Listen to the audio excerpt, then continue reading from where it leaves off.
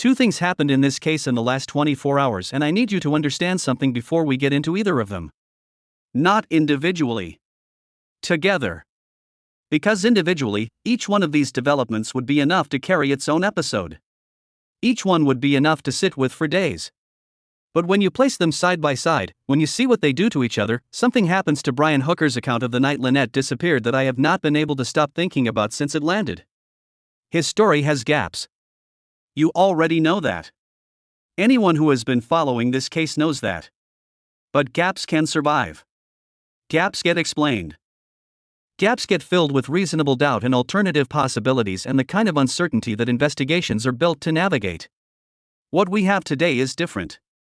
What we have today are two developments that don't just widen the gaps. They reach into the architecture of Brian's account and pull at the foundation. And I want you to watch what happens when they do that.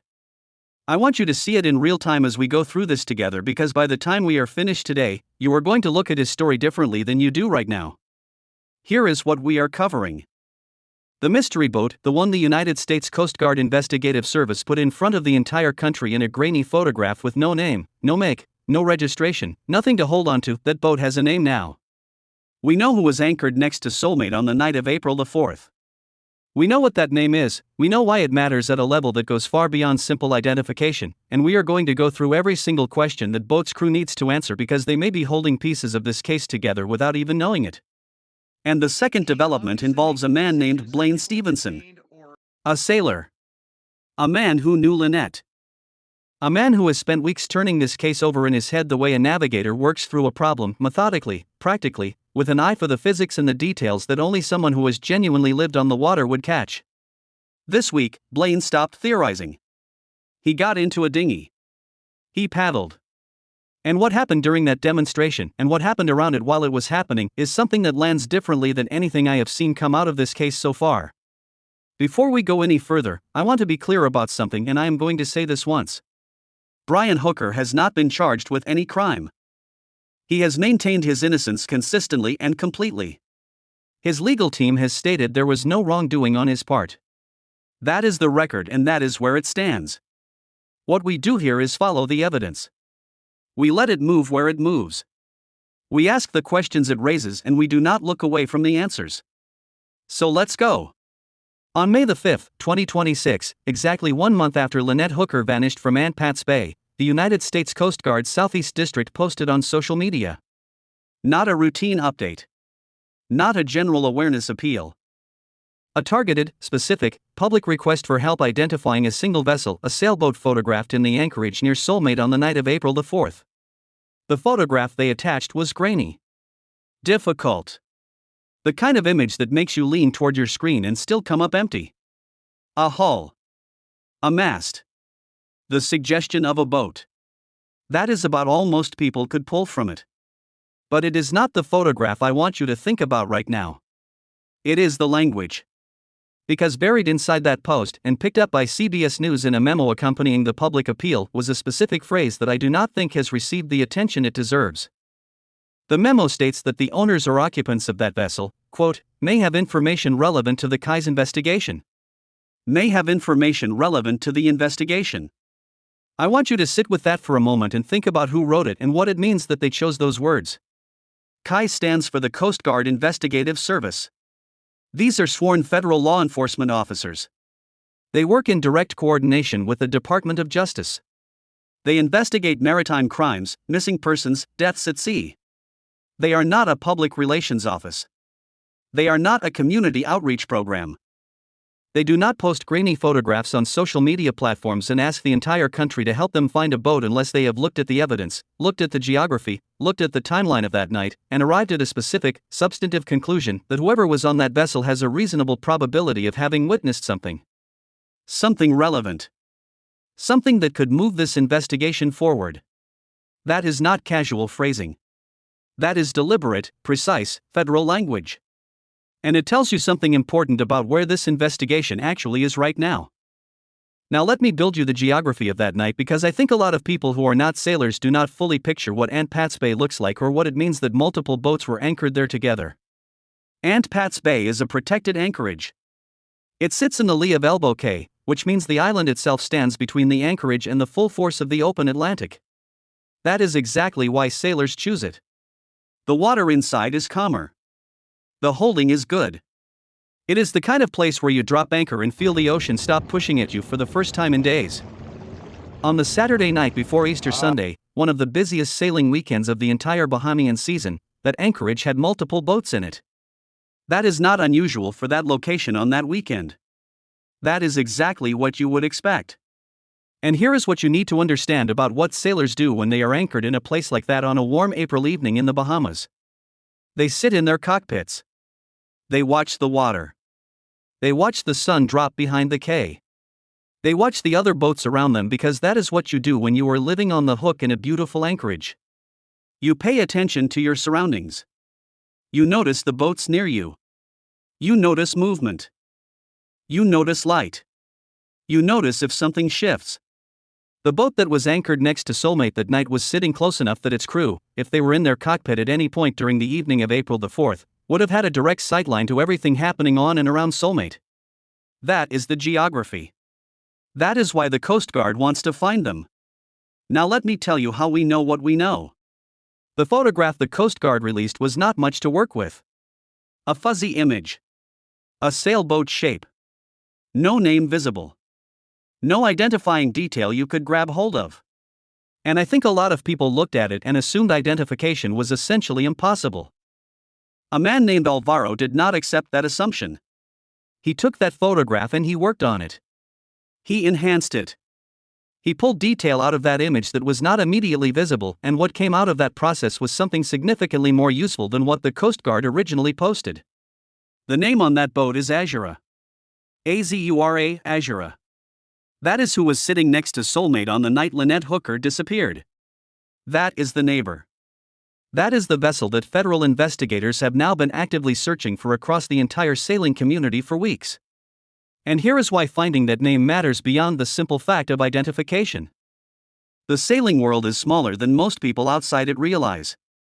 It is a network that runs on what sailors call the coconut telegraph, an informal but remarkably efficient system of shared information that moves through anchorages, marinas, radio channels, and social media groups across the Caribbean and up and down the eastern seaboard. Sailors track each other on AIS. They recognize boats they have shared anchorages with. They remember crews. They remember names. Somewhere in that network, someone knows Azura. Someone is anchored near her in Marsh Harbor or Hopetown or Nassau or Fort Lauderdale or anywhere along the route that brought her to Aunt Pat's Bay on Easter weekend. Someone has crossed wakes with her crew, shared a sundowner in a cockpit nearby, recognized her hull profile coming into an anchorage. That person is the link between this investigation and the answers it has been trying to reach. If you are reading this and the name Azura means anything to you, if you have seen that boat, met her crew, know anything about where she has been since April, please reach out. The Kai's Tips application accepts anonymous submissions. The link is in the description. Please use it. And to Azura's crew, wherever you are anchored tonight, you may not know what you saw. You may have set things aside that night because at the time you had no reason to think they were significant. But we need you to think. We need you to go back to that evening and remember everything. Because what you noticed and what you didn't notice may matter more than you understand right now. Brian Hooker's account of the night of April the 4th has a specific shape to it. Not just a sequence of events. A shape. A set of things that must be true in order for his story to hold together. And I want to go through 5 of those things, 5 places where his account makes a specific requirement of reality, and I want to ask Azura's crew whether what they saw that night matches what his story needs. This is not an accusation. This is an investigation. And investigations ask questions. The first question is about Soulmate itself. According to Brian's account, he and Lynette left the Abaco in somewhere between 7 and 7:30 in the evening. They got into the dinghy. And somewhere in the short stretch of water between White Sound Channel and Soulmate, Lynette went overboard. Brian says he could not reach her. He says he drifted. He says he spent the next 8 to 9 hours paddling and drifting across the open water before eventually reaching a boatyard in Marsh Harbor at around 4 in the morning. If that account is accurate, Soulmate should have been sitting completely dark and empty from approximately 7:45 onward. No lights. No movement. No sound coming from the boat. No one in the cockpit. No activity on deck. Just a 46-foot sloop sitting quietly on its anchor in the bay while the hours passed. Azura was right there. Close enough to see. Was Soulmate dark from 7:45 onward? Did it look empty and quiet for the rest of that night? Or did something on that boat catch your attention? A light coming on. A sound that carried across the water. Movement on deck. Someone visible in the cockpit at a time when Brian's story says no one should have been there. What did Soulmate look like from where you were sitting? The second question is about the dinghy. In Brian's telling, that dinghy never made it back to Soulmate. It was recovered the following morning, drifting miles away in open water well outside the anchorage. That is where it ended up, according to the official record, far from Aunt Pat's Bay, far from where any of this allegedly happened. But here is something that experienced sailors know and that anyone who has spent time in Caribbean anchorages understands clearly. People steal dinghies. It is a real problem in anchorages across the Bahamas. Because of that, sailors pay attention to dinghies. They notice when one moves. They notice when a dinghy that belongs to a nearby boat leaves and comes back. They notice if a dinghy gets lifted onto davits at the stern of its mothership late in the evening. If that dinghy came back to Soulmate that night, if it returned and was secured and then disappeared again under different circumstances, someone sitting in that anchorage at that hour might have seen it happen. Did you notice the dinghy that night, Azura? Did you see it leave? Did you see it return? The third question is about a flare. This is the detail that keeps pulling me back because I cannot make it fit into Brian's account no matter how I approach it. A group of witnesses, at least 3 people who were together that evening, possibly more, reported seeing a single flare at approximately 8 p.m. on April the 4th. A normal upward trajectory. One flare, rising and fading. And they say it appeared to originate from the direction of Soulmate. Not from 1,000 yards north of the anchorage where Brian says Lynette went overboard. Not from somewhere out in the open water where Brian says he was drifting and paddling. From the direction of Soulmate. A flare is a distress signal. It is also a signal that someone is on board. Someone alive and present and communicating. You do not fire a flare from an empty, unoccupied vessel. Brian's story requires Soulmate to have been empty from roughly 7:45 onward. Azura, did you see a flare that night? Did you hear anything unusual around 8 p.m.? Did anything pull your attention towards Soulmate at that hour, something you noticed in the moment and then set aside because at the time you had no reason to think it meant anything? The fourth question is about what you heard. Sound travels across calm water in ways that people who have not spent nights in an anchorage often underestimate. Voices carry. The sound of something hitting a hull carries. Movement on a deck carries. A protected anchorage at night is quiet in a way that makes ordinary sounds stand out. Did you hear anything that night that seemed out of place? A voice raised. A sound you could not immediately explain. Something that registered in the background of your evening and stayed there? Whatever it was, however small it seemed, we need to know about it. The fifth question is about footage. Many sailors have security cameras. Forward-facing cameras. Motion-triggered lighting that activates automatically when something moves within range. Some have monitoring systems that run continuously. If Azura had any kind of recording equipment active on the night of April the 4th, that footage may contain something important, and here is the crucial detail about why. The key evidence may not be obvious. It may not be a clear, dramatic image of something unmistakable happening. It could be in the background of footage triggered by something completely mundane, a pelican landing on the bow, a fish jumping near the hull, a light changing on a neighboring boat. Whatever activated the camera, whatever was happening in the foreground when it started recording, what matters is what was happening on or near Soulmate in the background. If that footage exists, investigators need to see it. All of it. Even the parts that seem irrelevant. Because in a case where every verifiable detail matters, the most important frame might be hiding behind the most ordinary moment. Before we talk about what Blaine Stevenson did, I need to tell you who he is. Because the demonstration only means what it means if you understand the person who carried it out. Blaine Stevenson is a sailor. Not a hobbyist. Not a weekend boater. A man who has spent serious time on the water and who understands at a practical, physical, instinctive level what boats do in different conditions, what a person in a dinghy can and cannot manage, and what the difference actually feels like between manageable difficulty and genuine impossibility. He knew Lynette Hooker. He is also the man who made the recorded phone call public. The call from April the 7th, 3 days after Lynette disappeared, in which Brian Hooker described what happened that night to Blaine directly, not knowing the call was being recorded. Blaine chose to release that recording publicly. He has said he did it because he believed the public deserved to hear Brian's account in Brian's own words. Since then, Blaine has been working through this case the way he works through any navigation problem. Methodically.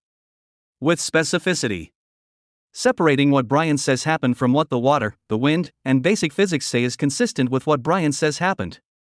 This week he stopped analyzing and started demonstrating. He got into a dinghy. He took a single paddle. And he went out in conditions as close as he could replicate to what Brian described on the night of April the 4th. Let me give you the specifications because Blaine was careful about them and the care matters. Brian and Lynette's dinghy was an 8-foot hard-hull rigid dinghy. Not inflatable. Not rubber. Hard bottom, hard sides, fiberglass construction. Blaine's dinghy is 10 feet. Also rigid. Plastic construction. It weighs 220 pounds. It is 2 feet longer than the dinghy Brian was in, which, if anything, makes it harder to maneuver with a single paddle. More surface area catching the wind. More weight pushing through the water. If there is any bias in the comparison, it is against Blaine's result. The wind on the day Blaine went out was sustained at 15 knots and above. Gusts were recorded up to 22 knots.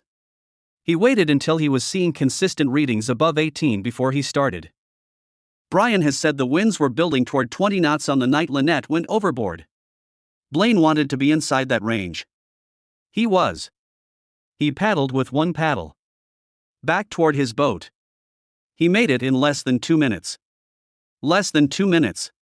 Against sustained winds between 15 and 22 knots. In a rigid dinghy that was larger and heavier than the one Brian was in. With a single paddle. Hold that result in your mind for a moment. Don't move past it yet. Because Brian Hooker says he paddled for somewhere between 8 and 9 hours. He says he called out for Lynette. He says he drifted. He says the conditions, the wind, the current, the waves, made it physically impossible for him to get back to where she had gone into the water. He says he was overwhelmed. He says there was nothing he could do. Blaine Stevenson paddled for less than 2 minutes and made it back. Now here is the part that changes the weight of everything you just heard. While Blaine was out there, in those winds, in that dinghy, with that single paddle, 3 separate boats came out to check on him. 3. Their crew saw a man paddling a rigid dinghy in 20-knot conditions and they moved toward him immediately.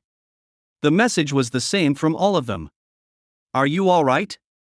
Do you need anything? Can we help?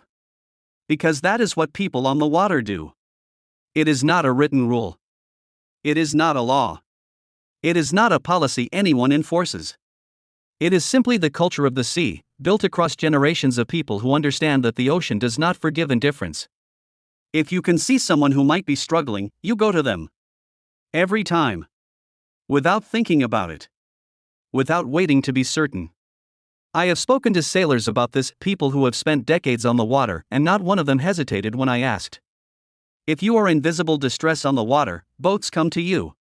It does not matter how far away they are. It does not matter what time it is. If they can see you, they come. Brian Hooker says he was out there for 8 to 9 hours. Paddling. Drifting. Struggling. Just outside White Sound Channel and then across miles of open water on the Saturday night before Easter, one of the most heavily trafficked boating weekends of the entire Bahamian season. Houses lined the shore of Elbow Cay. Boats were anchored throughout the bay. Other vessels were moving north and south along the quay all evening. And in all of that time, across all of those hours, with all of those people and boats around him, not one vessel came to help. Not one person saw him. Not one sailor on one of the busiest nights of the year in one of the most popular anchorages in the Abacos came to check on a man apparently alone in a small dinghy after dark. Blaine was out there for less than 2 minutes before 3 boats responded. You decide what that means. Tell us what city, state, or country you are watching from. And tell us one thing you feel about this case. Brian Hooker has leaned heavily on the conditions of that night. The currents pulling him west. The tidal flow working against him. The waves building to 2 to 4 feet. The wind overwhelming his ability to paddle. The water itself making rescue physically impossible for a former United States Marine paddling an 8-foot dinghy 1,000 yards back toward an anchored boat. That is the picture Brian has painted of April the 4th. A night of hostile, ungovernable conditions. Here is what the records say. The actual marine weather data from that night, recorded wind readings, sea state, documented conditions, does not describe a body of water that was producing 2 to 4 foot waves inside a protected anchorage in the lee of Elbow Cay. It does not describe conditions that would have made it physically impossible for a person in reasonable health to paddle a short distance in an 8-foot rigid dinghy. The data that exists from that night describes something considerably more ordinary than what Brian's account requires the ocean to have been. Now place that beside something else. The people who know those waters, not visitors, not seasonal sailors, but the locals, the fishermen, the people for whom White Sound Channel and the waters around Aunt Pat's Bay are not a vacation destination but a daily reality, those people describe the area around that anchorage in specific terms. There are no significant currents there. The bone fishing flats that sit just off the eastern side of White Sound Channel are ankle deep in places, knee deep in others. The water in and around that anchorage, sheltered by the island, does not produce the kind of ripping tidal flow that could carry a dinghy 4 miles west across 9 hours. That is simply not what that water does. Not in that location. Not in those conditions. A man standing on the flats near where Lynette allegedly went overboard would have been standing in water at waist height. Hip height. In some places, possibly less.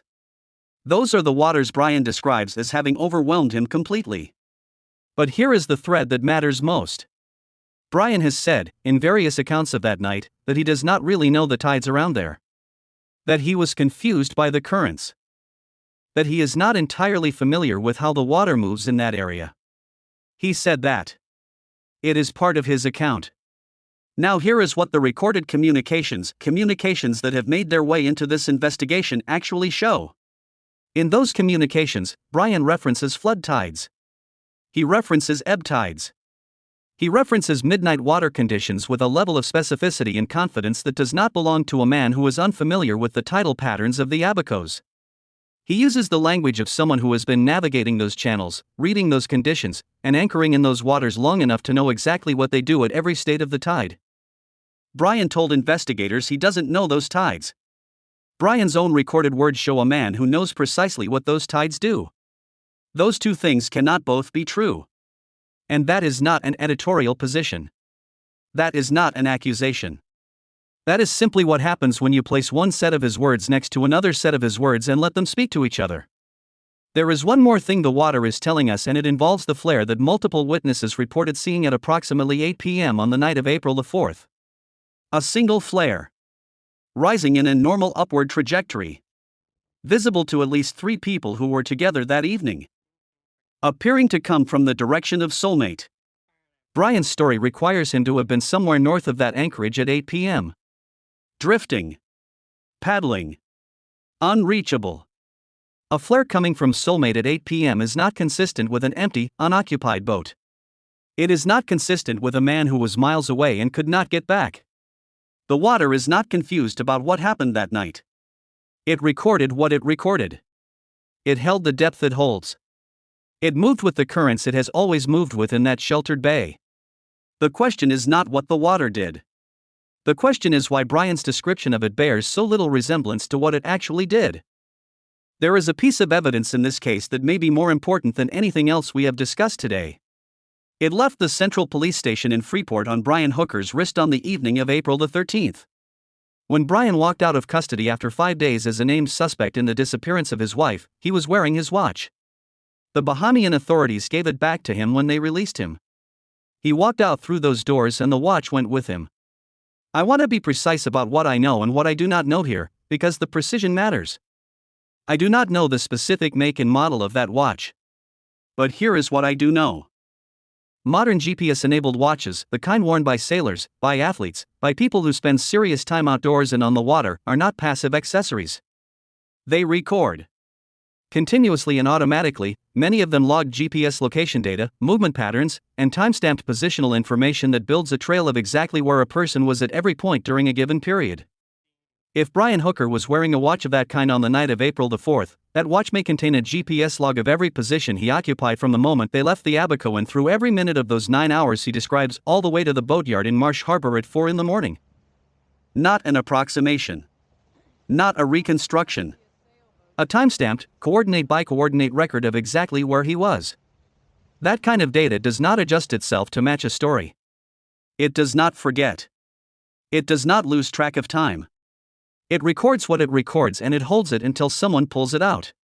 And the Bahamian authorities handed the watch back to him without, as far as we can determine from what has been publicly reported, any confirmation that the data was extracted and preserved first. I want to be careful here because I do not know with certainty that the data was not preserved. I do not know what happened inside that investigation before the watch was returned. It is possible, genuinely possible, that the data was pulled, copied, secured, and is sitting safely in the hands of investigators right now. I hope that is true. I hope it with everything I have. Because if it was simply handed back, if that watch went back onto his wrist before anyone thought to look at what it recorded, that is a loss that cannot be undone. In a case built on a 9-hour timeline that cannot be independently verified, a GPS trail from that night would be one of the most definitive pieces of evidence imaginable. Now let me tell you about the Abacoan footage because this thread has not been resolved either. The Abacoan is the last place Brian and Lynette Hooker were seen together before she disappeared. They arrived at around 4:30 in the afternoon. They stayed until somewhere between 7 and 7:30 in the evening. Rum and cokes. Cuba Libres. 2 each, according to the account provided by Lynette's mother, on a day that had already included time at Tahiti Beach with drinking throughout the afternoon. The Abacoan has video surveillance. That is confirmed. The footage exists. Bahamian authorities have instructed the Abacoan not to release it while the investigation is active. I understand why evidence is controlled during an active case. I understand the investigative logic. But here is the specific reason that footage matters beyond what most coverage has focused on. The gap between 7 p.m. and 7:30 p.m. is not a minor detail in this case. In a timeline where the entire sequence of events between the Abacoan and whatever happened on that water depends on when they left, 30 minutes is not a rounding error. 30 minutes changes what was possible. It changes what was impossible. It changes what the darkness looked like and how much of the evening remained and what Brian's account of those hours requires us to accept. What time did they actually leave? What did the interaction between them look like in those final minutes inside that bar? Was there tension? Was there ease? What did the bartender witness across the table from them during those hours? That footage has answers. And those answers are going to become part of the public record of this case eventually. Investigators, and I say this as directly as I know how to say anything, please confirm that the data from that watch was secured before it walked out of that police station. That is all I am asking. Just tell me it was done. She did not stumble into this life. She chose it. Deliberately, eyes open, with the full understanding of what it meant to leave the shore behind and make the ocean her address. She and Brian had been living aboard Soulmate for 4 years. 4 years of anchorages and passages and the particular kind of silence that settles over a boat at night when the wind drops and the water goes flat and there is nothing between you and the stars. She posted a photograph from Aunt Pat's Bay. From the very anchorage where she was last seen. And she wrote that she was not going anywhere for a while. She called the ocean her happy place. She was 55 years old. She was exactly where she wanted to be. And she should still be there. This case is federal now. Kais is in it and they do not walk away from cases like this. The sailing community is a network and that network is already moving, sharing Azura's name, running it through channels and anchorages and marina lists and AIS logs, looking for a boat that someone out there has seen and knows and can put investigators in contact with. If you are in that community and the name Azura means anything to you, if you have seen that boat, shared an anchorage with her crew, crossed paths with her anywhere along the route that brought her to Aunt Pat's Bay on Easter weekend, please come forward. The Kais Tips application accepts anonymous submissions. It is available on iOS and Android. The link is in the description. Please use it. Please share this with every sailor you know. The Coconut Telegraph exists for exactly this. Lynette Hooker chose the horizon. She chose the salt and the motion and the particular freedom of a life lived on the water. She was not reckless. She was not lost. She was exactly where she had chosen to be on a warm April evening in a beautiful anchorage in the Bahamas. She should still be there. We are not moving on from this story. We are not letting it drift. We are going to be here for every development, every piece of new information, every answer this investigation produces until we know what happened to her on the night of April the 4th. She is not a case file. She is Lynette.